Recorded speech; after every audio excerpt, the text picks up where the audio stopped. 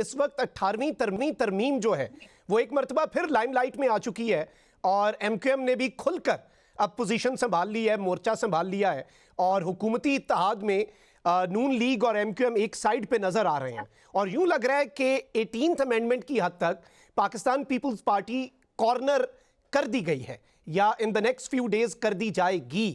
تو Peoples party اس پر کیا حکمت عملی رکھے گی؟ 18ویں ترمیم کوئی چیز نہیں ہے.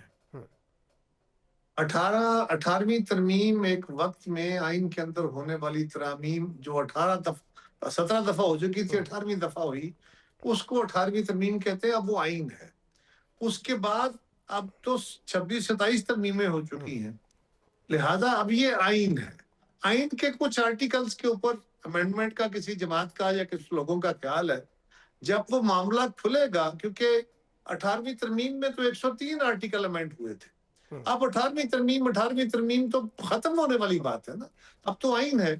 آئین کے کون سے آرٹیکل میں امینڈمنٹ ہونے جا رہی ہے یہ دیکھا جائے گا, اور اس پہ پیپلز پارٹی دیکھے گی کہ جو آرٹیکل کوئی امینڈ کرنے کی تجویز دے رہے ہیں دوست, اس میں کیا چیز ایسی ہے جو کہ وقت کے ساتھ ضرورت محسوس کی جا رہی ہے.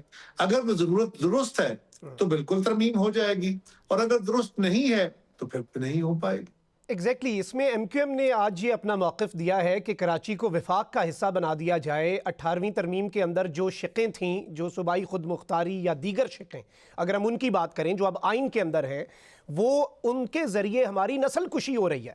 یہ آج ایم کیو ایم نے کھل کر ایک پوزیشن لی ہے, and obviously this is directed at Peoples Party government. دیکھیے, جہاں تک تعلق ایم کیو ایم کی تجاویز کا ہے یا ان کے خیالات کا ہے, وہ تو اپنے تحفظات کی بات کر رہے ہیں. ان کے اس میں صوبائی خود مختاری کا تو کوئی تعلق نہیں ہے. وفاق اپنے طور پہ کسی صوبے کو ٹیک اوور نہیں کر سکتا ہے. یہ آئینی ترمیم کے ساتھ تو ممکن نہیں ہے. اس کے لیے تو متعلقہ صوبے سے پہلے تجویز آئے گی, اور پھر اس کے لیے طریقہ کار موجود ہے. مطالبے اپنی جگہ, وہ اپنے مطالبوں میں زور ڈالنے کے لیے ایسی چیزیں پہلے بھی مطالبے کرتے رہے ہیں, اب بھی کر رہے ہیں. لیکن میں عرض کروں, ترمیم اگر فردر کوئی ہے تو کون سے آرٹیکل میں کیا ترمیم ہے, جب تک وہ ڈرافٹ سامنے نہ آئے, یہ کہنا کہ 18ویں ترمیم کے فلاں بندہ پیچھے پڑ گیا. 18ویں ترمیم میں تو 103 آرٹیکل امینڈ ہوئے تھے.